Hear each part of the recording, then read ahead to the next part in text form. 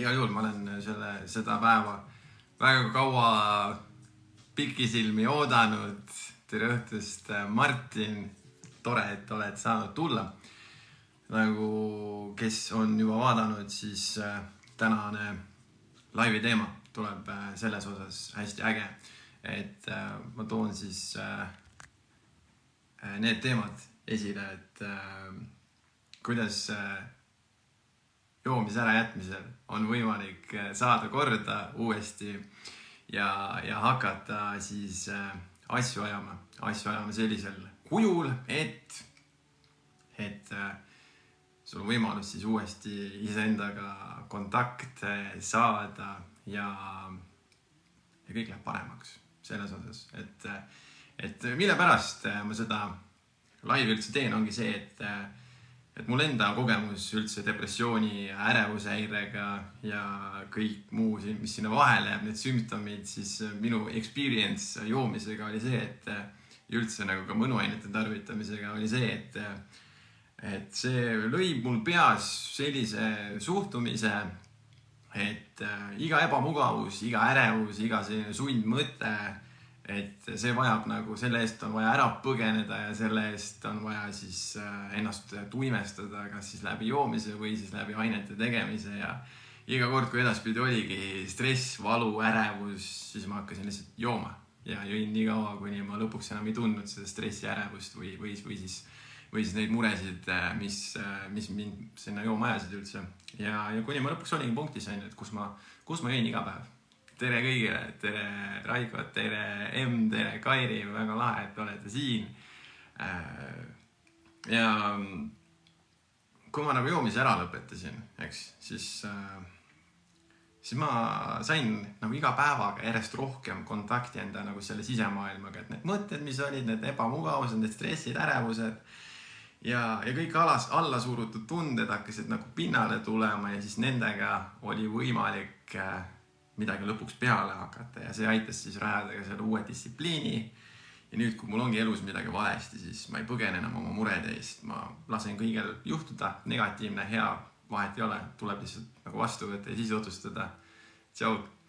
Ja kõige parem ongi ma avastanud sellel teekonnal, et nüüd, kus ma ei ole joonud, et kuidas ma iseendaga kontakti saan, ongi see, kui ma iseendaga suhtlen. Ja kui ma oma mõtted üles kirjutan, siis ma saan reaalselt aru, kus ma olen, kus ma minemas olen. Ja siis ongi see vana harjumus, see ebamugavuse eest põgenemine, ärevuse eest põgenemine, depressiooni eest põgenemine, üldse valu, mure ja kõik selline, et nagu hakkaks jooma. Selle ma olen üle kirjutanud või siis üle salvestanud, ütleme nii. Ruum oli täis, aga midagi oli vaja ära kustutada, midagi oli vaja muuta. Ja siis ma hakkasin rajama seda uut elu ja seda sama on võimalik ka sinul teha. Et parem elu on võimalik saavutada läbi tegutsemise. Väga lahe Elis küsimus, kuidas eluka läheb. Ma ütlen, et väga vingelt tegelikult. Hästi palju põnevat on selles osas, et iga päev on nagu uus võimalus jälle avastad iseennast, aidata kedagi, kes on sarnases augus olnud nagu ise. Ja see tegelikult on üks põhjus, nagu miks siis üldse hommikul voodist üles tõusta. Kui sul tekib küsimus, kindlasti viska siia chati küsimus, võtan sellele suurema tähelepanu ja siis üritan vastuse anda, aruta teistega siin. Kindlasti jaga seda laivi edasi, kui sa tead inimest, kes võiks seda just vaadata. Ja südamed, need on ka väga head asjad siia juurde. Räägin nagu juba sellised tuntud YouTuberid ja üldse influencerid ja sellised teevad. Aga alustuseks sellele pikale introle ma võib-olla räägiks sellest teekonnast, nagu siin ühes videos oli, kus ma olin vormist väljas, kus ma kaalusin üle 100 kilo, 106 kilo ja kuidas ma sain siis 80 kilogrammi lähedale 80ndate alguses, et kuidas see välja nägi siis täpselt. Ma võtan Elise küsimus, et kuidas saada seda motivatsiooni, et koolis rohkem pingutada. Minu küsimus on see, et mis sind pingutama muidu elus paneb? Mis on see? Kas tulemus, kas hea tunne või mis sind nagu üldse tegutsema paneb? Aitäh südamete eest, need on väga head. Aga minnes tagasi sinna punkti, kus ma olin üle 100 kilo, näos paistes, kõht ees, six-packi asemel ma jõin six-pack õlut iga päev ja minu vaimne tervis oli sellel hetkel nagu täiesti käest ära. Iga hommik oli selline, et mõtlesin, et miks ma üldse midagi teen, miks ma üldse voodist tõusen, ühtlane selline mõttetus, tühjus valitses. Ja ma low-key ootasin midagi, mis mulle nagu otsa peale teeb. Elis, aitäh, et sa share'isid laivi. Kindlasti see läheb õigesse kohta ja siia tuleb veel inimesi juurde. Kindlasti keegi veel, kes võib jagada, siis see oleks väga äge. Minti, tšau sulle. Ja ma oligi punktis, kus ma siis ootasin, et mingi asi teeks mulle lõpu peale, kas minu joomine, kas minu ainete tarbimine või siis lihtsalt äkki ma saan mingi terviserikke ja ma ei pea enam kannatama seda valu ja seda mõttetust. Ja samas mul oli selline tunne, et nagu ma oleks justkui nagu ära teeninud selle, et selline mõttetus ja valu ja siis see oli nagu selline paras mulle või midagi sellist. Tere õhtust ka sulle. Ja kui ma võtsin nagu vastu läbi ebaõnnestunud, siis ma üritasin endalt elu võtta, eks ole. Ja siis ma hakkasin iseennast kartma ja siis ma vaatasin, et mida see joomine teeb minuga ja üldse see ainete tarbimine. Siis ma just mõtlesin, et hea küll, midagi peab muutma lihtsalt. Ja ma proovisin üks päev korraga, ma proovisin siis alustada kuskilt, et hea küll, ma proovin siis ühe päeva olla kaine, äkki midagi muutub. Äkki on miski, kust kohast hakkab see valgus paistma, et äkki on millegi nimel üles tõusta hommikul. Ja alguses oligi kõik hullem, 10 korda hullem, sest järsku hakkasid tundma kõike. Kairil on väga küsimus, kas ainete tegemine võimendas depressiooni veel rohkem. Sellel ajal, kui nad mõjusid, siis oli kõik hästi, aga kui see mõju kadus, siis oli 1000 korda hullem olla. Siis oli nagu see, et sul on depressioon juba, eks ole, ja siis kõik see, mis sul süsteemist läbi käib, sa oled tühi lihtsalt, siis sa oled nagu must auk lihtsalt, neelad veel seda tühjust enda rohkem sisse, kuni sa lõpuks iseenda tühjuse massi pealt kokku varised. Ja alguses oligi esimene päev kaine nagu, ega see alkohol vist ei olnud tervelt nagu verest nagu välja läinud ja ikka oli nagu see edgy olla, valgus oli rõve, helid olid rõved, et kõik oli nagu ühtlaselt nagu halb, mõtted olid halvad ja see oli nii jõhker. Eliis ütleb, et tema ärevus on nii üle liia läinud, et tuli koolist ära. See on kusjuures täiesti okei, sest sa võtad ju aja ise endale, sa üritad aru saada, kus kohast see ärevus tuleb ja kui sa vajadki nagu pausi, siis välja lülitamist, see on pigem ok. Kairi ütleb, et ehk siis sama hommikul kainena ärkasid, reaalsusest tagasi olid. Jah, täpselt, või siis hullem sellel ajal. Aga kui ma sain ühe päeva kaine olnud, siis ma mõtlesin, et okei, äkki ma saan järgmine päev veel kaine olla. Ja siis niimoodi ma hakkasingi ehitama. Ma ei võtnud seda, et okei, ma ei joo mitte kunagi enam, vaid ma lihtsalt äkki mul õnnestub järgmine päev ka. Äkki mul õnnestub ülejärgmine. Ja see tundus realistlikuna, see oli niimoodi, et mul oli nagu järgmisel päevalt midagi oodata. Mul oli nagu esimene selline eesmärk, esimene ülesanne, et äkki ma suudan. Ja selle pealt ma hakkasingi kasvama. Ja siis muidu niisama toas vahtides ei ole kõige lõbusam, eriti kui siin on kõik tume ja kõik on selline halb ja kõik on vastuvõetamatu, siis on vaja midagi teha. Ja mis ma leidsin oma tegevuse, mis mulle nagu räigelt on kaasa aidanud üldse sellel teekonnal, oli kõige lihtsam asi. Hakata lihtsalt käima väljas, jalutamas, mingisugused lühikesed distantsid, mingisugused pikemad distantsid hiljem siis. Ja see vahet ei olnud, mis ilm oli, vahet ei olnud, kuidas ma iseennast tundsin. Lihtsalt kossid jalga, jope selga, kui oli külm, läksid ja oligi mõne aja möödudes, esimese paari nädala möödudes nagu hakkas tekkima see, et stabiilsem oli kuidagi mõelda, parem enesetunne tekkis ilmselt nagu see alkohol oli siis juba kõik kehast välja läinud. Ja see oligi see uue distsipliini algus, et käia iga päev jalutamas, see oli eesmärk, see oli miski, mille nimel pingutada ja miski, mis hakkas tooma tulemusi. Ja tulemused omakorda hakkasid motiveerima, et äkki saab veel paremaks kuidagi oma tervise, kuidagi oma väljanägemise, kuidagi oma mõttemaailma ja üldse ka siis elukvaliteedi ühes sellega.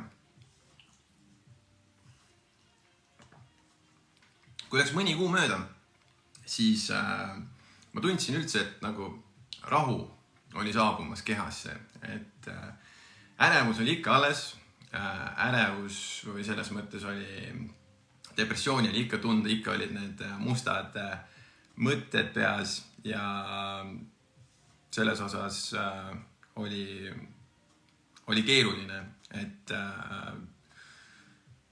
minna sinna jalutama, minna teha neid häid tegevusi, mis mõjuvad endale hästi. Ja nagu Kätsi ütleb, et see enda jalutama ja vedamine oli kõige raskem algus üldse. Ja umbes niimoodi oli, sest see tundus justkui sellise suure väljakutsena, siis oled väsinud, sees tühi, mõtted on halvad. Ja nagu Paju ütleb, et megatrenni teha annab ka ajul uued rõõmud ja uued rõõmu saamise kohad. Just. Ja oligi see, et kui läks ikka mingi 2-3 kuud mööda, esimesed muutused, mis olid paremuse poole, oligi see, et keha oli justkui üles ärganud, kaal oli hakanud langema. Enam ei olnud 3-kohaline number, oli 90ndate lõpp, 99,90 midagi peale ja siis oli juba see, et hästi, midagi on toimunud, see andis lisamotivatsiooni, et äkki mul on võimalik kuidagi veel nagu panna juurde või võtta selline ambitsioonikam eesmärk. Ja enesetunne oli värskem, parem, ikka oli muidugi neid ärevuse momenti, ikka oli neid depreka hetki, aga siiski mingi valgus hakkas paistma kuskilt ja siis ma teadsin, et okei, see on õige suund, see etapp on nüüd tehtud, seda tulebki tegema jääda, et liikumine, ükskõik millisel kujul, kas on jalutamine, jooksmine, trenn, raske füüsiline trenn, et see nagu hoiab seda üles-alla käimist stabiilsemana. See oli nagu minu selline suur avastus, kuigi enne oli see, et kui sa tundsid, et sa oled nagu vaimselt kurnatud, füüsiliselt võib-olla läbi omadega, siis oli hästi lihtne visata ennast diivanile, mitte midagi teha, võib-olla scrollida telos, võib-olla vaadata telekat, aga siis on hästi lihtne minna siia. Tim Poiss küsib, et kui kaua ma olen kaine olnud ja hea content, aitäh sulle. Ma olen kaine olnud varsti peaaegu täitsa 2 aastat, natukene läheb veel vist aega. Ma saan täpselt päevad veel üle vaadata ühest ägedast äpist. See, kui üks küsimus oli ka see, et kuidas leida motivatsiooni, mind nagu reaalselt motiveerisid tulemused, et ma hakkasin nägema, et mu kaal hakkab kukkuma, mu nägu hakkab paremaks minema, näojoonet tulid uuesti välja, et ma ei olnud enam nagu ümmargune pannkook ja vaikselt hakkasid nagu kõhurasv hakkas taanduma, tagumikurasv hakkas taanduma ja kõige lahedam nagu selle juures oli ka see, et see lisaenergia või see, et nagu olid muutust märganud, see pani ka võtma ambitsioonikamaid eesmärke. Distantsid läksid pikemaks, nädalavahetusel läksid veel eriti pikemaks. Liikumise selline kõrvalprodukt, mis mõjus ka hästi minu vaimsele tervisele, eriti sellele ärevuse poolele, oli muutused toitumises. Ehk siis ma hakkasin teadlikumalt sööma, kui nii saab öelda. Ja see teadlik söömine oli rohkem selline, et tunnetamine, et kui ma söön midagi, siis mis enesetunne mulle sisse jääb. Et kui ma võtan XL mingi suure kausi pastat, söön selle korraga sisse, siis mul pigem on raske olla pärast seda. Ja kui ma võtan midagi kergemat, oletame, et selleks kergemaks on selline hea vrapp, milles on võib-olla kana, juurviljad, midagi sellist, riis äkki isegi. Üks hea koht on tegelikult ühes Mustamäe keskuse kohvikus, sealt saab seda. Ja see on selle ära, siis on nagu selline kergem olla. Et ei ole sellist nagu puhituse tunnet, vaid on selline, et sööd ära, tunned, et toitained tulevad, nüüd saab edasi minna ja tegutseda. Et sellised toite ma olen nagu vähem sööma hakanud, mis tekitavad seda crash tunnet. Ja see on ka üks nagu edu saladus olnud, kuidas saada siis enda kehakaal normi, kuidas saada see jõud tagasi, kuidas saada endal siin selgus ja ei tekiks neid crash'e kogu aeg. Keegi joob laivesaatel veini ja kuulab mind. Väga äge, veits irooniline. Aga sellest olenemata mul on väga hea meel, et sa siin oled. Äkki saad üht-teist head siit endale kaasa. Toidud. Üks asi, mida ma siiamaani veel teen, on vahepeal see, et nagu jõhker magusisu tuleb või mingi jõhker rämpsu isu tuleb. mul on need päevad endiselt alles, kus ma teen seda, ma söön selle ära ja siis ma pärast tunnen nagu, miks ma nii tegin, et nagu selline mitte enesevihkamise tunne, vaid pigem on see raske tunne tuleb kehasse lihtsalt ja siis on nagu see, et motivatsioon kaob ära, et midagi liigutada või teha üldse. Aga siiski ma pakun, et ma olen inimene ja lihtsalt mul juhtuvad sellised asjad ka. Mis ma panin tähele nagu seal toitumise juures on see, et kui natukene vürtsikamat toitu ma söön, siis täiskõhu tunne tekib parem kuidagi ja siis mul ei ole seda ülesöömist ja see on nagu omakorda boonus, et ma saan jätkata oma toimetamistega, kas siis mõttetööga või siis ongi vaja füüsiliselt liikuda, et kui ma näiteks selle suvel tegin matka Oandust Iklasse 370 kilomeetrit kuskil peale, siis oli ka see, et söök oli pigem selline, et hästi energiarikas, aga samas mida saab nagu kiirelt süüa, mis ei tee nagu sellist rasket tunnet kõhtu, et oleks lihtsam liikuda. Ja siis see oli ka selline katse-eksitusmeetod. Söök, kuidas tunnen, tulemus, kas seda võin edasi süüa või mitte. Käits ütleb, et tal on ka 6 paar päeva, kus tekib julm magusa vajadus ja toitub muidu siiski väga mitmekülgselt. See võit. Ja ma usun, et kui me nagu väikses koguses mõistlikult, kontrollitult magusat sööme, siis ma usun, et sellest ei juhtu mitte midagi. See liikumine viis mind sinna punkti lõpuks, et ma hakkasin ka siis intensiivsemat trenni tegema. Ehk siis ma hakkasin enda keha raskusega tegema harjutusi, kätekõverdused, lõuatõsted, kõhulihased ja nende erinevad variatsioonid. Ja alguses küll väga tagasihoidlikult, kui nüüd nagu selle 2 aastaga ma olen jõudnud päris intensiivsema poole peale ja ma kogu aeg nagu kasvatan, et oleks nagu mingit arengut. Aga iga päev põhimõtteliselt välja arvatud siis nädalavahetus ja see on andnud ka nagu sellise hea enesetunde enda kehasse, rüht on sirgem, enesekindlus on kuskil nagu millegipärast kehas olemas tänu sellele liigutamisele. Ja see on omakorda jällegi hea, et isegi kui on halb, isegi kui on paha päev, ikka lähed teed ära selle, siis saad selle iseenda töö tulemusel seda dopamiini, serotoniini ja kõike muud head ja paremat, mis tekitab selle hea enesetunde. Kätsile võib-olla ütleks, et kontrollimine, tunnete kontrollimine, mõtete kontrollimine. Pigem need mõtted tulevad, sina saad teha seda ja nüüd, kuidas sa otsustad, kuidas sa tegutsed, võib-olla äkki vaadata sellele nii otsa. Tiido ütles, et näha oli pühapäeval, et liigun. Väga lahe, mind on märgatud. Väga hinge. Minu võib-olla niisugune know-how või tipp on, et kuidas nagu iseendaga kontakt saada selles mõttes, et aru saada, mis sinu sees parasjagu toimub. Kas sa peaksid midagi ette võtma, kas sa peaksid jääma nii, nagu sa oled, et kuidas saada see kontakt ongi see, et see läbi tunnetamise, mis sinu enda kehas toimub, mis sinu enda mõtetes toimub. Et tead küll seda tunnet, mõtled, et ma ei viitsi midagi teha ja et võtan telo, scrollin põhimõtteliselt lihtsalt, et mingi entertainment oleks ja see on nagu osaliselt nagu sa lülitad välja, aga samas võib-olla on sinu sees mingi asi, mis sind häirib, mis sind võib-olla paneks tegutsema, aga sa viid tähelepanu mujale ja ei tegele enda selle sisemaailmaga. Ja anna lihtsalt võimalus iseendale. Olla iseendaga. Tunneta, kas kuskil on midagi ebamugavat, kas kuskil on valus, kas kuskil on kõik kuidagi mingi pinges, kas on kõhus imelik, kas on peavalud või midagi sellist. Ja kui nagu need tunded tulevad, üldse emotsioonid ka, et kas need on halvad, kas need on head, kas need on häirivad, siis ongi see küsimus, et kas ma saan midagi teha. Kui see vastus on jah, siis mida sa saad teha? Kui see vastus on ei, siis kas on üldse midagi muud, mida ma saaks teha, et ma ei tunneks ennast nii parasjagu. Ja kui on jah, siis tuleb see tegevus üles leida, proovida ja kui on ei, siis on see, et kas selle pärast on üldse vaja muretseda. Et selline dialoog iseendaga aitab väga hästi aru saada, kus sa parasjagu oled, kus sa parasjagu minemas oled ja mul see joomise lõpetamine aitas nagu just selle kontakti saavutada iseendaga. Kuidas ma enda kehas tunnen, kas mul on pinged, kas mul on hästi, kuidas mu kõht töötab, kuidas mu pea töötab.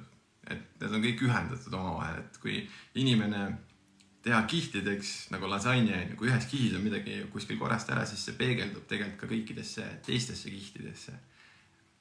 2006 ütleb, et paanikahood tunni ajal on lihtsalt retspiin, ma usun. Ja see on selline tunne, et südamed väga hea. Südamed on lahedad, mulle meeldivad need siin ekraani nurgas. paanikahoog on justkui selline tunne, et sa ei saa ju selle tunde eest kuskile minna ka ja see tunne tuleb sinu enda seest ja olgugi, et kõik ümber on turvaline, siis see ongi, ajab hulluks tegelikult, et see on I know what you're feeling. Aga liikumine ehk siis aitas nagu kehakaalu alla tuua ja ühes sellega, et mu kehakaal langes, toimus ka väga palju muid selliseid muutuseid, mis tegelikult andsid ka üldse parem elukvaliteedi ja üldse sellise motiveerituse tegemaks üldse midagi.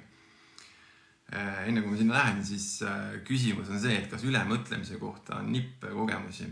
Ma ütleks, nipp on see, et lasta juhtuda ülemõtlemisel, mõelda need kõik mõtted läbi, mis tekivad ja siis on see sinu valik. Kas sa teed nende mõtetega midagi, kas sa reageerid neile kuidagi või on need mõtted sellised, et äkki sa ei peagi midagi tegema. Et sa saad neile nagu distantsilt otsa vaadata, kas sa lähed nendega kaasa või mitte. Ja ongi see, kui sa lased juhtuda neil, siis nad võib-olla jätavad sind rahule. Kui sa üritad neid vägisi eemale suruda, siis pigem nad tulevad uuesti ja uuesti ja uuesti. Üks, mis pärast joomismahajätmist juhtus, uni. Ma ei kujutanud ette, et uni võib üldse nii tähtis olla inimesele. Et eriti kui ma panin näiteks iga päev tina, tein ühe six-packi õlut, siis tegelikult uni on kohe eritud. See ei puhka välja, võib-olla on uni katkendlik ja hästi selline ebaühtlane. Ja aitäh sulle, Karolina, et sa hakkasid followma, ma follon sind pärast vastu. Ja kui uni on katkendlik, siis on mõjutatud terve sinu järgmine päev. Paraku nii on lihtsalt. Ja kui uni on regulaarne, kindlas ajaaknas on uinumine, kindlas ajaaknas on ärkamine, siis on sul järgmine päev ka kordades lihtsam ja parem.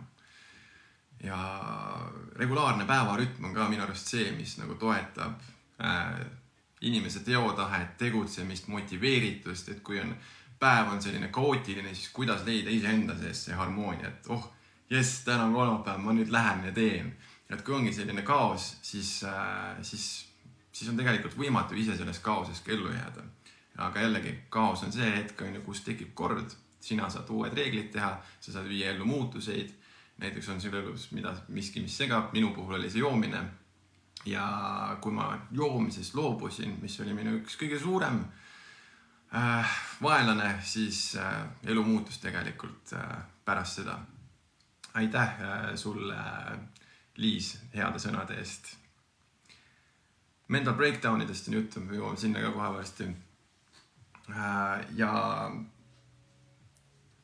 see, kui inimene magab ilusti, siis see peegeldub tema enda rahus ka.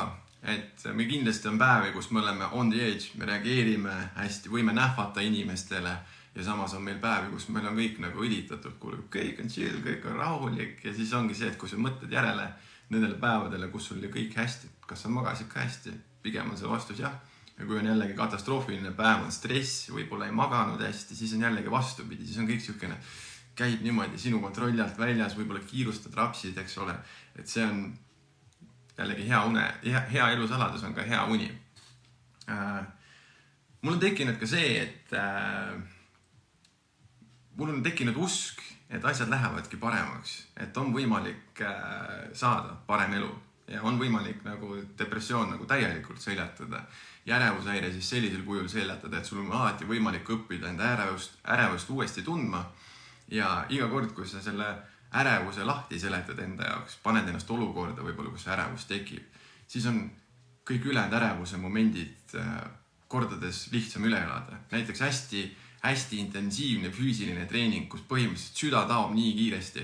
Näiteks jooksed, sa paned veel rohkem juurde, siuke tunne, et nüüd läheb pilt tasku, tuleb trepp ka veel ja siis põhimõtteliselt tekib tunne, et tahad oksendada või mida iganes. Siis see salvestab ära, okei, see oli räige füüsiline pingutus, aga sa jäid ellu. Sa ei surnud ära, süda ei ütelnud üles, sa ei läinud hulluks ja kui see tuleb näiteks seesama tunne, tuleb mitte midagi tehes peale, siis on ju see, et okei, mul on paanika, ma või olla kaotan kontrolli, aga kui ma jooksin ja ma jooksin trepist ka veel üles, mul tahtis pilt peaaegu tasku minna, aga mu süda ei ütelnud üles, siis mille pärast ma üldse kardan. Ja siis nagu kirjutad, salvestad selle vana hirmu üle, asendad selle uuega ja siis on kordades lihtsam nagu üldse võtta edasi ka järgmiseid tegevusi ette, mis võib-olla toovad hirmu, mis võib-olla nagu toovad seda põhjust, et näiteks haarata see käsi joogi järele, et mul on vaja juua, sellepärast ma pean rahunema või mul on vaja juua, et minna näiteks sõpradega klubisse või mul on vaja juua, et minna rääkida selle tüdrukuga, sest muidu ma ei ole see inimene. Tegelikult see kõik on sinus olemas. Lihtsalt ongi see, et mida selle ärevusega teha, et kas seda ärevust vaigistada, suruda alla kogu aeg või kasutada seda ärevust enda jaoks ära, õppida seda tundma ja siis avastada, et tegelikult sinu avastamata potentsiaal ongi see, et sa lihtsalt peadki tegutsema, julgema ja võib-olla isegi ebaõnnestuma alguses, et jõuda sinna punkti, kus sa hakkad võitma ja õnnestuma. Ja see ongi see ärevus uuesti seostamine, hirmude uuesti seostamine, lahti seletamine ja iseendaga kontaktis olemine. Ja kui su ümber ongi kogu aeg segajad, kui sa põgened tunnete eest, siis ongi hästi võimatu leida lahendus nendele asjadele, mis sulle hirmu tekitavad, mis sulle tekitavad ebamugavust. Ja see ongi see, kui sa hüppad juhiistmele, hakkad sõitma, sul tuled ei põle, aga sa usaldad oma sisetunnet, siis sa tegelikult leiad selle õige tee üles ja sa jõuad sinna koju või kuhu iganes sa minemas oled parasjagu. Et hästi lahe avastus. Jällegi see, et endaga kontakti minek. Ja julgus tekib, see on eksponentsiaalne. Julgus ebaõnnestuda, elu võib-olla mõtta mitte nii tõsiselt, et kui keegi näebki, et sa ebaõnnestud või kui keegi näeb, et midagi läheb nässu, siis savi, õpin, proovin uuesti. Maarja küsib, et kuidas rääkida oma ärevusest esimest korda inimesele, kes seda ei mõista. Kas peaks üldse rääkima? Mina ütleks, et võib-olla läbi küsimuste küsida teiselt inimeselt, et mis on näiteks tema kõige hirmsam moment elus olnud või mis on tema kõige ärevam moment elus olnud. Ja samas su viimane poolt, kas sellest üldse peaks rääkima, kuidas sa ise tunned, kas see annaks midagi juurde või see ei anna midagi juurde ja siis vastavalt sellele nagu tegutseda. Väga hea küsimus kusjuures.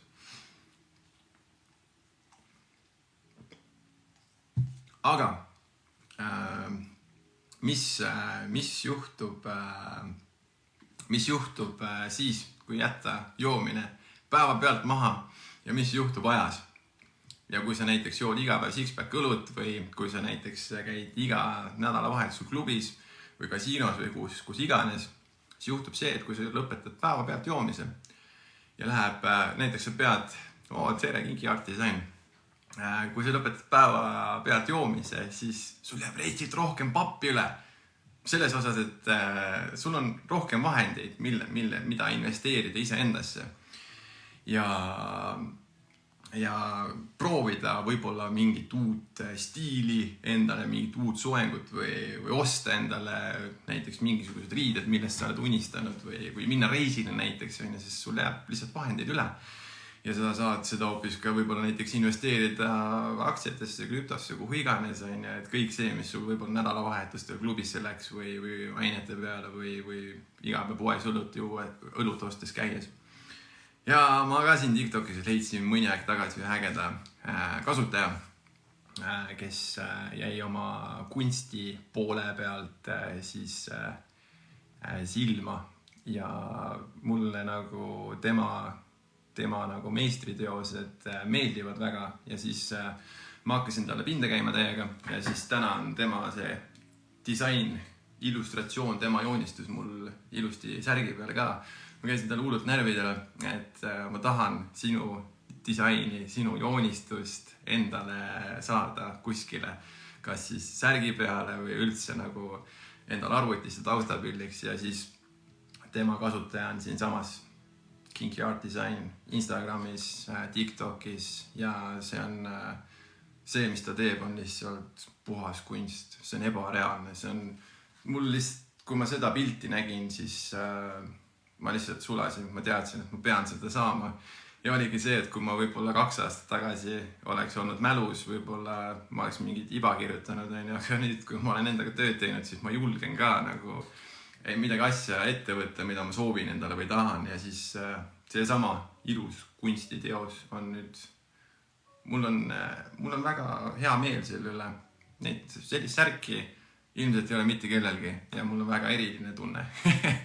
Nii et kindlasti võtke tema TikTok või Instagram lahti ja sealt te näete, kuidas ta neid kunstilisi disaine teeb nullist lõpuni ja see on väga omapärane, tal on hästi äge stiil nii et ma olen igastahes väga õnnelik, et selline asi juhtus. Ja äkki õnnestub ka teil selline work of art saada endale.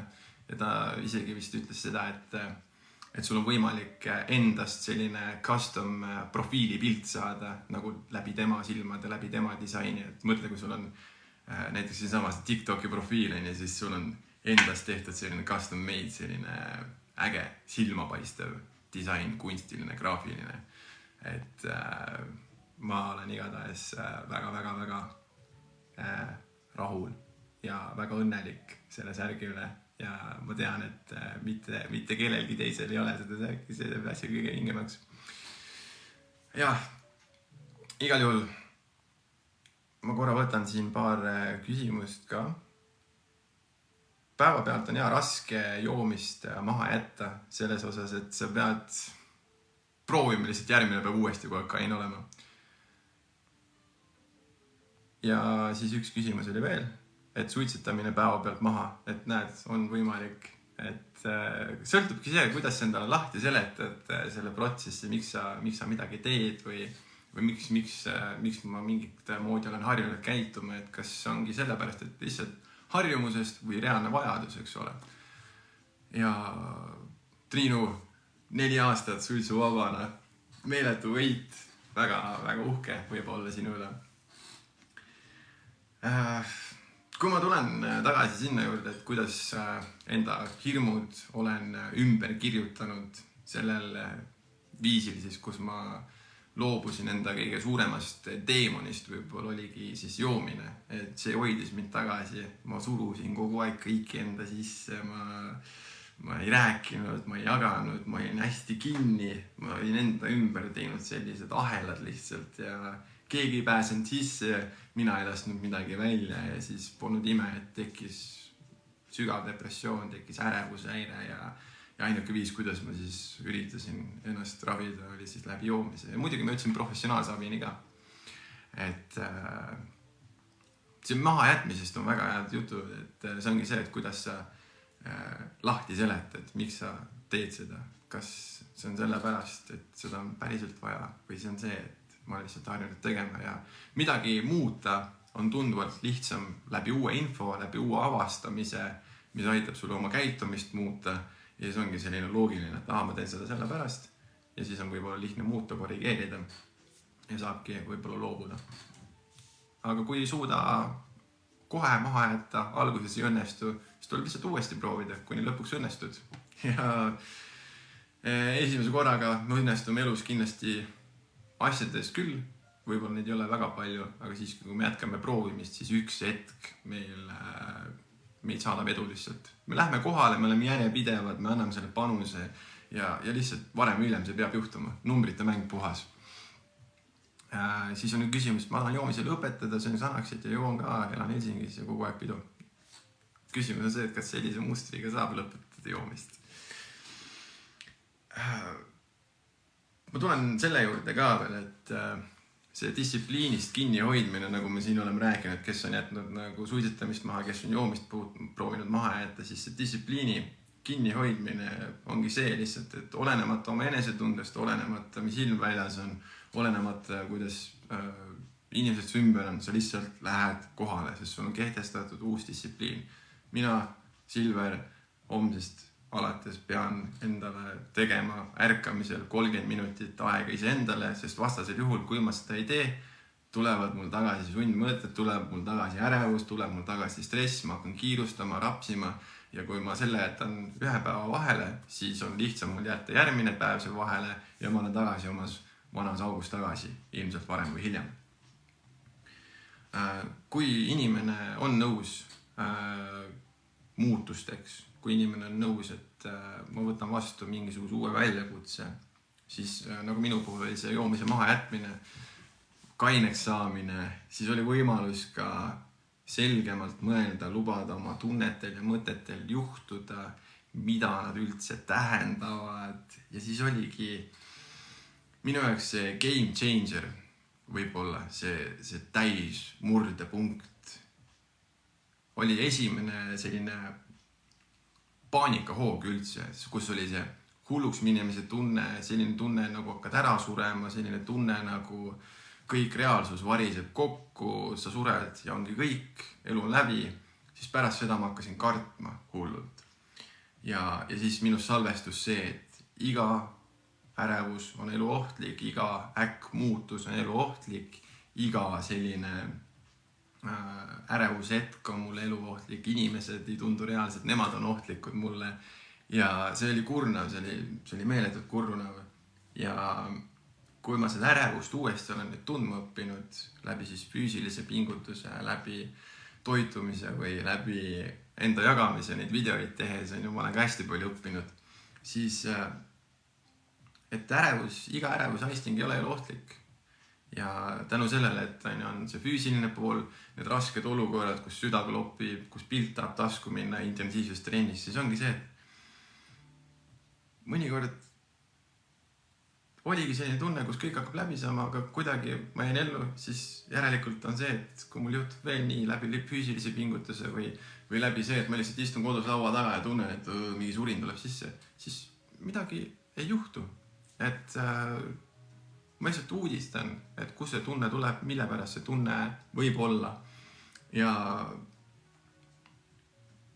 ma olen aru saanud, et ärevus väga palju on seotud ka hirmuga. Ja hirm on selline, mis hakkab inimest tagasi hoidma. Hirm on ebamugav. Depressioon samamoodi. Ja kui ma suudan neid emotsioone uuesti tundma õppida ja ma saan aru, et väga suur osa nendest on lihtsalt minu peas kinni mingite vanade uskumuste põhjal, vanade hirmude põhjal. Ja kui ma saan uute teadmistega selle uue vahetu kogemuse, siis paljud hirmud tegelikult haihtuvad. Nii kummaline, kui see ka poleks. Ja on poole parem elada. Usk tekib endasse tagasi. Et on see, et miks ma nii tegin terve see aeg või miks ma kogu aeg ei ole nii teinud. Need on tegelikult väga head momendid, kui need enda puhul tekivad, siis see näitab, et sa oled kuskil arenenud. Ja kui inimene on nõus õppima uut infot vastu võtma, siis tegelikult me ju õpime elu lõpuni ja me muutume tegelikult iga päev, nagu me ise. Kindlasti huvitab teid selline asi nagu minu rasked päevad, mis on ka tegelikult praegu veel alles. Et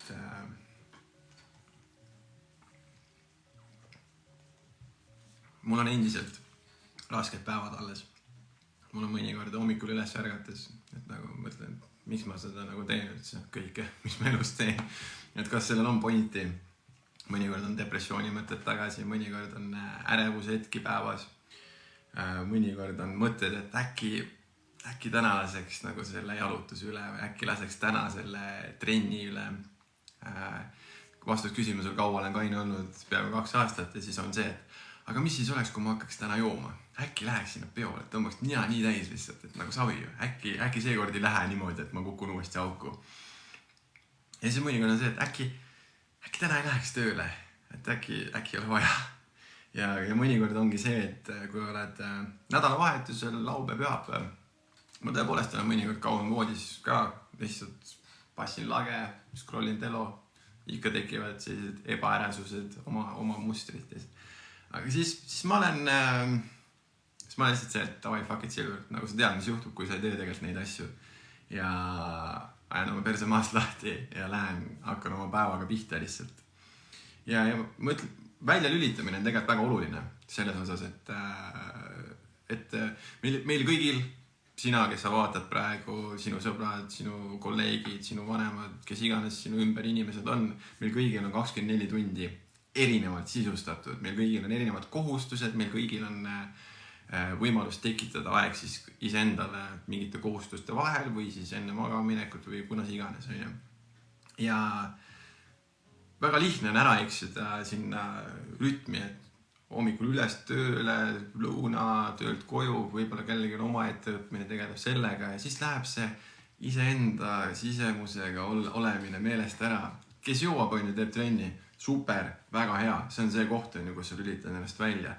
Mõnikord on jälle selline tunne, et nii intensiivne päev oli, mõtted nagu nii kapsas on olla lihtsalt ja võib-olla füüsiliselt on läbi, ei viitsigi mitte midagi teha, viskad pikali ja kuhu kõige lihtsam minna on siia ja seal võib-olla ei ole kõik hästi ja siis tunduvadki kõik sellised mured võimendatud korda 100, korda 1000, võib-olla mingid vanad mälestused tulevad meelde, mis iganes ja hakkab käima see ratas.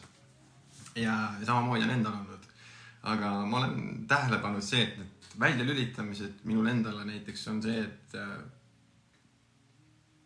liikumine aitab mul välja lülitada. Eks ma mõtlen, tegelikult ma tahaks räigelt vedeleda, aga samas see vedelemine ei väsita mu keha ära, pigem ma lähen siia, mõtlen neid asju, mis on kuskilt tulevad, aga samas kui ma liigun, siis on kuidagi teistmoodi. Et ma pingutan, aga samas mul siin kõik puhkab ja tekivad mingid mõtted, mis justkui lähevad iseenesest õigesse kohta ja nad on nagu, see on nii seletamatu kuidagi.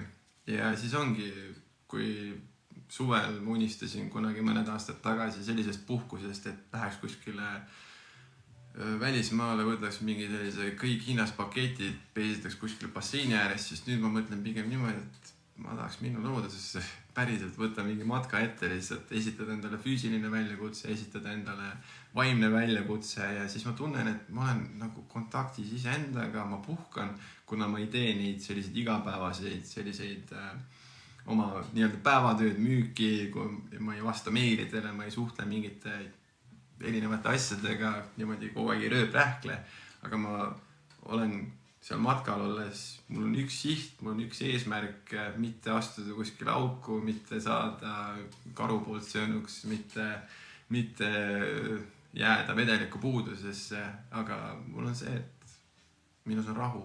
Ma saan teha seda, mis ma tahan, mõte käib seal, kus ma tahan ja ma usun, et kui ma endiselt jätkaks joomist ja ma oleks selle füüsilise poole ettevõtted, ma ei oleks nii ambitsioonikas, ma laseks üle, ma arvatavasti oleks laisk, ma ei teeks nagu max out, ma ei annaks endast parimat, aga kui ma ei joo, siis ma tunnen just, et mul on vaja seda challenge'it, et mis nagu hoiab ja mis aitab nagu mõtted korda saada ja üleüldse nagu depressioonist vabaneda, ärevusest vabaneda. Kusjuures ma panin tähele ka seda, et kui inimene muudab endas midagi drastiliselt, näiteks joomise jätab ära, siis selle joomise asemel peab midagi tulema. Ja ma panin tähele sellist asja, et nagu keskkond hakkas muutuma, kus ma ise olen ja kes mu ümber on. Need inimesed, kes olid minuga nii halvas kui ka heas, need on endiselt minu ümber. Neid ei ole küll palju, need on vähe, aga me oleme koos tulnud kõigest läbi ja ma olen neilt väga palju õppinud ja ma olen väga tänulik nendele, et nad olid minuga sellel ajal, kui mul oli väga raske, kui ma olin ise vastik türab ja ma olin hästi vastik inimene kunagi ja sellel ajal muidugi, kui ma jõin. Ja küsimus see, et mis nippe ma kasutasin negatiivsetel ja sundmõtetel, kui need mul olid. Ma lasin neil juhtuda ja teine asi oli see, et ma kirjutan neid üles. See aitab kuidagi orienteerida. Aga keskkonna muutuse juurde tulles oli see, et kui ma olen ise muutunud oma mõtlemiselt, oma tegutsemiselt, siis see on viinud ka mind väga palju uute inimestega kokku, kellelt ma õpin ja kellele ma saan ka tegelikult vastu anda midagi. Samamoodi on see kogemusnõustamise töös viinud mind inimestega kokku, kellel on olnud suhteliselt sarnane elu olnud ja kellele on võib-olla ka viinakurad küljes, mõnuainete kuradid küljes, siis me saame rääkida niimoodi üksteisega, et me ei mõista hukka teineteist, sest tegelikult me ei ole süüdi selles, et meiega juhtub asju. Meil on lihtsalt elu juhtub ja me saame ise nagu tegutseda, et saada endale parem elu. Ja meil on võimalus valida, et kas me jääme sinna auku või me tuleme sealt välja. Karli küsib joomise kohta, et mis on joomine? Kui tihti või mis piiri seal on? Ei saa täpselt aru. Okei, väga hea. Minu joomine on siis selline, et mina jõin iga päev. Ma jõudsin sinna punkti, kus ma jõin iga päev. Ja ma tegin mõnuaineid põhimõtteliselt nädalavahetusel koos joomisega ja vahel ka nädala sees. Et see oli siis minu joomine, ma ütleks niimoodi. Aga kui inimene näiteks suudab piiri pidada, suudab mõõdukust tajuda, ei muutu vägivaldseks, ei muutu selliseks, et hiljem nagu kahetseb midagi, siis on ju pigem okei. Aga ma räägin just sellisest joomisest, mis võib elu tuksi keerata, mis võib nagu allakäigutrepist alla viia inimese. Et see on nagu minu mõte, millest ma räägin.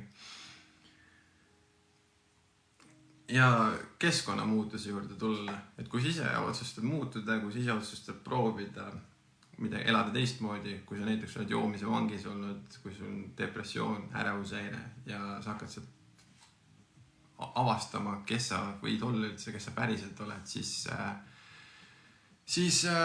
hakkab juhtuma asju, hakkad pähe tähele panema, võib-olla on su ümber inimesi, kes sind hoidsid tagasi, võib-olla sa tegid valet tööd, võib-olla sa elasid sellises kohas, kus sulle võib-olla ei meeldinud elada, aga see kõik on protsess, see ei juhtu niimoodi üleöö, et see ongi järjepidevuse tulemus, et see ongi kõige põhilisem, et anda endale aega muutuda, et tänapäeva inimesed, me oleme kärsitud, me näeme oma nutimaailmas tellid Bolti süüa, see jõuab mõne hetkega, aga kui ise otsustad midagi rasket ette võtta, näiteks saada 106 kilo pealt 82 peale, see võtab aega, et jah, seda võid teha 4-6 kuuga, võib-olla siin ka reaalne, aga samas parem on vast, kui ta võtab natukene niimoodi sujuvamalt. Et iseendale armu andmine, aega andmine. Aga mitte joomine on toonud võib-olla mind sellisesse kohta, mille üle ma olen nagu kõige uhkem nüüd praegu, sellel aastal tegelikult. Et kuna mul on diagnoositud sügav depressioon, ärevushäire, ma olen ka hästi pikalt võtnud ravimeid, antidepressante. Ja ma võtsin ka antidepressante siis, kui ma jõin meeletult igapäevaselt ja see on põhimõtteliselt kõik see kombo joomine, ravimid, halvasti söömine viis vormist välja. Aga siis, kui ma otsustasin vastu võtta otsus, ma ei joo, siis ma täna olen punktis, kus ma ei võta enam ravimeid.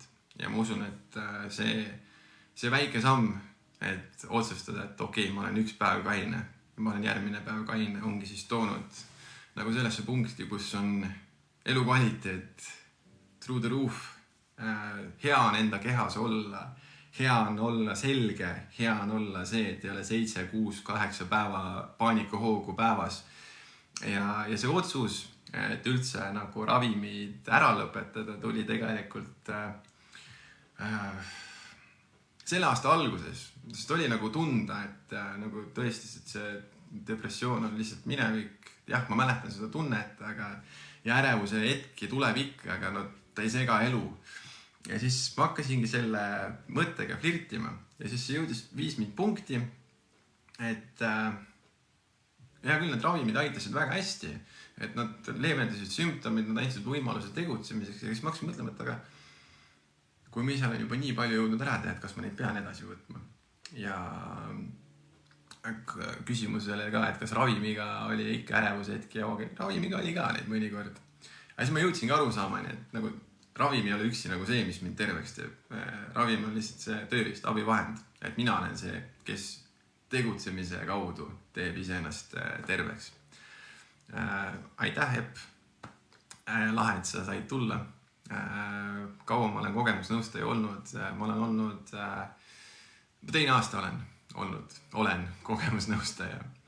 Ja kas ma teen reaalseid nõustamisi ka? Ja, ma teen reaalseid nõustamisi ka. Seda siis veebis, seda siis ka päriselus, et kus keegi paikneb. Minu kõige viimane nõustamine oli selline, et inimene elab Bangkokis ja mina olen siin Tallinnas ja siis me kohtusime virtuaalselt, et see oli hästi äge. Teed küsib, et kui ma joomise maha jätsin, kas ma nägin õudukaid ka unes? Jaa, ma nägin väga jõhkreid õudukaid. Ma olin põhimõtteliselt nagu deliirumist nagu enam-vähem, kui ma kohe nagu jätsin joomise maha. Ja ärevus ei kao kuskile, selle peale ütleks, et me oleme iga päev ärevad ja ärevus on tegelikult normaalne. Karli küsib, et kas see, et tahaks juua jääb või kaob ajavikku ära või peab ikka veel korraga või peab ikka veel päev korraga võtma. Alguses, kui ma loobusin kohe, siis oli see janu, mitte joogijanu, vaid selle külma õlle janu või siis selle värske rummi koksi janu või siis selle gin tooniku janu. Mõne nädala möödudes see kadus ära ja ei ole nagu justkui tagasi tulnud. Ma ei mäleta maitset enam. Ma olen tundnud lõhnu küll eemalt, mis nagu võib-olla meenutavad seda maitset, aga siis alati on see, et sa oled nii kauge joonud, sul ei ole mõtet nagu isegi proovi, sul pole mõtet üritada, et nagu ära mõtle sellest lihtsalt. Ja ja siis Karo ütleb, et võimalik on vist saada see tasemel, et sa ei segaks iga päev elu. Täpselt nii. Ja ravimitest olen siis põhimõtteliselt vaba olnud peaaegu pool aastat. Alguses oli hirm, et okei, ravimid jätan ära, et see on siuke tunne, et okei, see oli nagu selline safe zone või nagu mis siis saab, äkki tuleb ärevus tagasi, äkki tuleb tööprekas tagasi või äkki tulevad paanikahood või midagi. Ja siis ma hakkasin mõtlema, et aga ma jätsin joomise maha, kõik oli timm. Ma olen endaga hästi palju tööd teinud füüsiliselt, vaimselt, ma olen hästi palju seletanud lahti oma neid ärevuse algallikaid või neid põhjuseid, miks tööprekas oli. Mis saab valesti minna ja kui lähebki, mul on kõik info olemas, mida ma pean tegema, et uuesti nagu abi saada. Ja siin ma olen. Kaua ma kokku võtsin ravimid, võtsin kuskil 4,5, peaaegu 5 aastat. Peaaegu 5 aastat umbes niimoodi jämedalt. Ja erinevad doosid, erinevad milligrammid siis. Ja siis ongi see, et ma tean, kui ma ei joo, kui ma ei tee aineid, siis ma ei pea ka ravimeid võtma. Kui ma hakkan seda kõike uuesti tegema, siis on minu allakäigutrepp üsna järsk ja ma olen august tagasi lihtsalt. Ja tegelikult see ongi see üks põhimotivaator, miks ma ei joo praegu. Ma ei ole endale öelnud, et ma ei joo mitte kunagi. Et ma lihtsalt ei joo täna, ma ei joo homme, ma ei stressa selle pärast, kui ma kunagi isegi peaks seda tegema. Ju see läks nii, äkki ma ei tea, mis juhtub, see minule määramata. Siis vastus küsimusele, miks ma joomise lõpetasin. Ma üritasin blackout rank endalt elu võtta. See oli üks põhjuseid, miks ma lõpetasin joomise. Ma hakkasin ise ennast kartma lihtsalt. Ja see väga valus avastus iseenda kohta, et jõuad sellisesse punkti. Ma võtsin alguses koos joomisega ka ravimid, jah.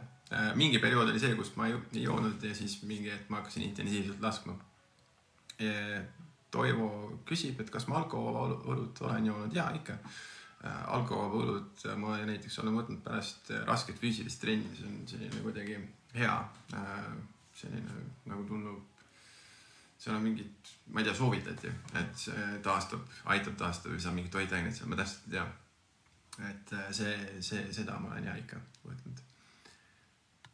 Palju ma päevas jõin? Ma ei tea täpselt koguseid, aga ma jõudsin sinna punkti, kus ma jõin põhimõtteliselt six-pack õlut päevas õhtul. Võib-olla võtsin rohkem, võib-olla võtsin ka kangemat pärast otsa ja järgmine päev oli täiesti kadunud. Ja niimoodi oli. Kas ravimid on rikkunud minu tervist ka selle aja vältel? Ravimid nagu otseselt ei ole rikkunud midagi selles mõttes, et ma tunnen, et see on endiselt mina, need mõtted on endiselt minu omad, need soovid ja tahted on minu enda omad, et neerud asjad kõik töötavad, et ilmselt on okei. Samas ma tean, et mooditsen enda eest, et kuskilt ei valuta, siis on ka vist okei. Karel, see on saavutus, väga uhke sinu üle. See on põhjus, miks enda üle iga päev uhkust tunda. Kutsudes üldse, et alkoholivabad erinevad karastusjoogid on nagu väga head, et nad ei ole nii magusad, kui on näiteks Coca-Cola, limonaad või midagi sellist, eks ole, et nad on kuidagi, ei ole nii magusad lihtsalt, need on nagu mõnus mõnikord võtta. Küsimus, kas ma kuritarvitama ei hakanud ravimid. Kui ma sain 2 nädalat proovida Xanaxit, siis ma poppisin Xanaxit nagu M&M. Ja see oli kõige valem otsus üldse.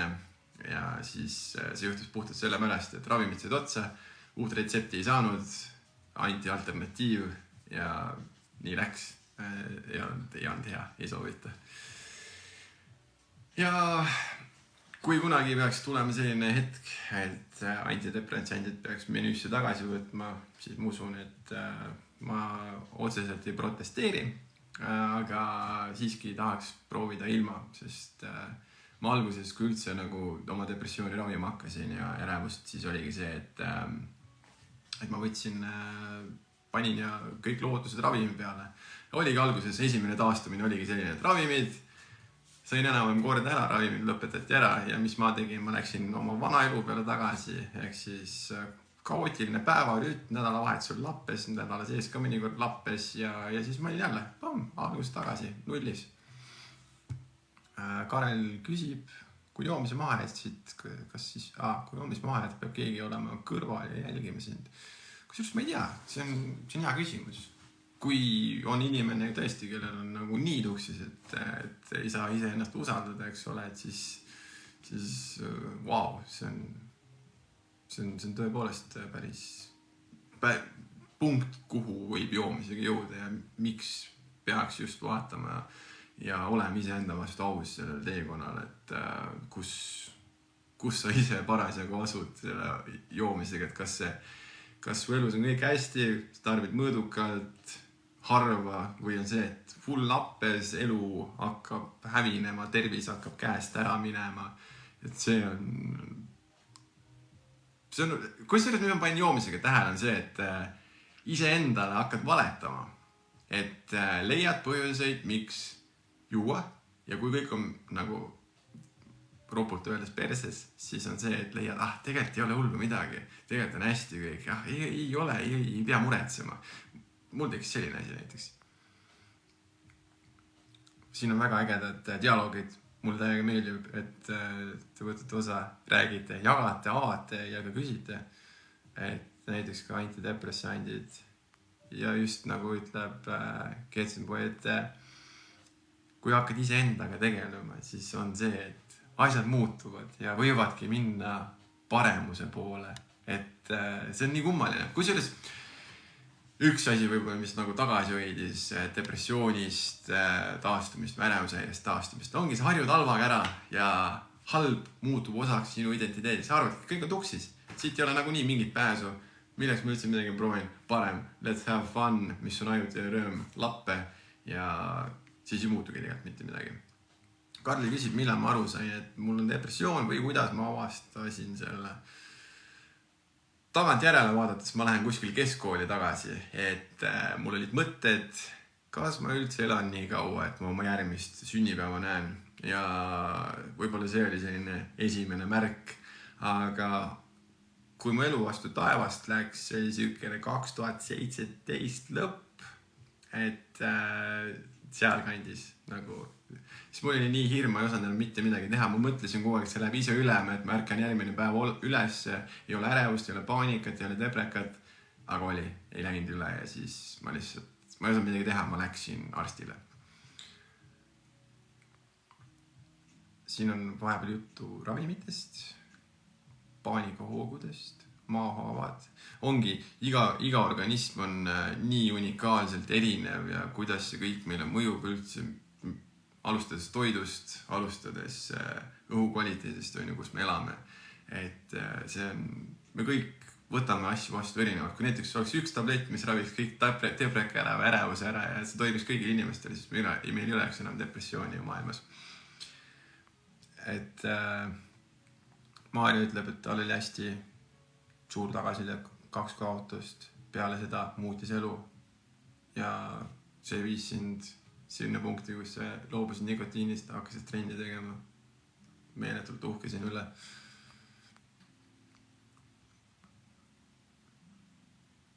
Elu muutus ja füüsiline liikumine on see, mis aitab tuua stabiilsuse. Ja mõnikord võib olla see, et see muutus võib ka ebaõnnestuda, tähtis on uuesti proovida, tähtis on see järjepidevus lihtsalt. Karel ütleb, ta tegi piiri, kuna ei saanud enam rahuldust alkoholist ja hakkas ainet tarbima. Ja nii võib ka minna. Siis on see, et vanasti jõin iga päev, siis ei olnud mingeid probleeme, aga nüüd juba 4 aastat ei võtta ikkagi. Mega! Sa oled mu eeskuju, ma tahan ka jõuda sinna levelile. Ma usun, et ma saan sellega hakkama. Päev korraga, üks sammu haaval ja ilmselt need numbrid lähevad järjest suuremaks. Ja väga lahe, et olete täna olnud, kaasa rääkinud, avanud, jaganud, sest vaimne tervis on kindlasti meie üks tähtsamaid varasid. Ma olen ise selle kaotanud, ma tean, kui keeruline on seda tagasi saada ja ma teengi seda puhtalt sellepärast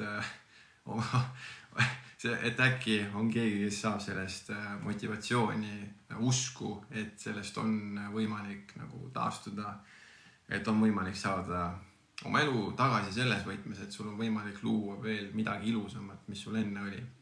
Ja järjepidevus, usk, uuesti proovimine, kui läheb nässu, kõik see viib sind kogu aeg edasi, sa kogu aeg õpid, sa kogu aeg muutud, maailm siin ümber muutub ja mingi hetk on tulevikus, kus sa vaatad kõigele sellele tagasi ja sa näed, et põhjust, miks naeratada, miks enda üle rõõmu tunda, miks olla uhke. Ja küsimus siin, miks tänapäeval on nii raske leida abi sellel keerulisel haiguslool. Ma pakun, et on see, et mis mul endal oli, et me oleme liiga ausad selles osas, et või tähendab, me räägime asjadest ilustatult, et me ei julge võib-olla ennast nii palju avada. Kui ma näiteks ise olin arsti ukse taga, siis küsis, kuidas mul on, no ärev on ja magada ei saa. Tegelikult oli jumala perses kõik. Ma kartsin oma elu pärast, ma ei julgenud mitte midagi teha, ma ei osanud hakkama saada, ma ei saanud tööl käia, ma ei saanud inimestele silma vaadata. Mul oli kõik tuksis, aga ma olin ärev veits ja magada ei saa. Et ongi see, et kuidas ma oma arstiga suhtlen, et kas ma räägin talle kõigest või ma jätan talle pool lugu rääkimata ja siis ongi see, et kuidas ma nagu abi saan. Et see on ka minu arust üks takistus oli minul sellel nagu taastumise teel, et ma ei rääkinud nagu kõigest, ma kartsin hukka mõistu, ma kartsin, et mind ei mõisteta, ma kartsin, et ma pean seletusi andma, miks ma nii tegin või tegelikult ei ole üldse nii, et me kõik oleme inimesed, me eksime, me õpime ja me eksime uuesti, me õpime ja õpime kogu elu lihtsalt. Et see on võib-olla minu selline suurim avastus, et ongi see, et kui sa suudad ise enda vastu aus olla, siis sa oskad ka ette võtta vastava tegevuskava, et leida oma olukorrale siis kas lahendus või siis jõuda arusaamine, et tegelikult asi ei olegi minu teha, ma võin hoopis millegi muule keskenduda. Et see on selline protsess, mis nõuab järjepidevust, mis nõuab ausust, mis nõuab andeks andmist iseendale, oma mineviku suhtes lahti laskmist. Ja muidugi ongi see, et sul on ülihea, kui sul on keegi, kellele rääkida ja see on ka üks nagu põhjuseid, miks ma selle kogemusnõustamise tee võtsin ette, miks ma õppisin kogemusnõustajaks. Et see on põnev hommikul ärgata tundega üles, et äkki ma jõuan täna inimeseni, kes saab minu loost inspiratsiooni, kes võtab endas vastu otsuse, et täna on see päev, kus ma annan võimaluse. Ja vahet ei ole, kui see läheb nässu, ma olen nõus homme uuesti proovima. Ja siis homme uuesti proovima. Ja siis homme uuesti proovima. Kuni lõpuks tulevad esimesed tulemused ja hakkab toimuma paranemine. Ja iseenda uuesti tundma õppimine, lahti laskmine. Ja anda võimalus siis elule taaskord, et need inimesed, kellega ma olen oma nõustamise teel kokku puutunud, need on olnud nii tugevad kohtumised, et kui sa näed inimest, kes on olnud suht sarnases seisus, nagu ma ise olin, näed, et sellest silmadest on kadunud sära ära, pigem on pilk allapoole ja juba sellest tunniajasest kohtumisest vaatad inimesel lõpus uuesti silma ja sa näed seda sära seal. See on kõige parem tunne maailmas, kui sa annad kellelegi usku või lootust, et on võimalik, et läheb paremaks. Ja see ongi üks põhjusest, miks ma ärkan üles hommikul ja teen seda kõike. Väga lahe on olnud täna teiega seda kõike jagada. Aitäh, et olete olnud täna siin rääkinud kaasa, küsinud, omavahel siin rääkinud. Aitäh kõikidele uutele followeridele, aitäh kõigile, kes südameid panid. Ma usun, et me kohtume juba järgmine nädal.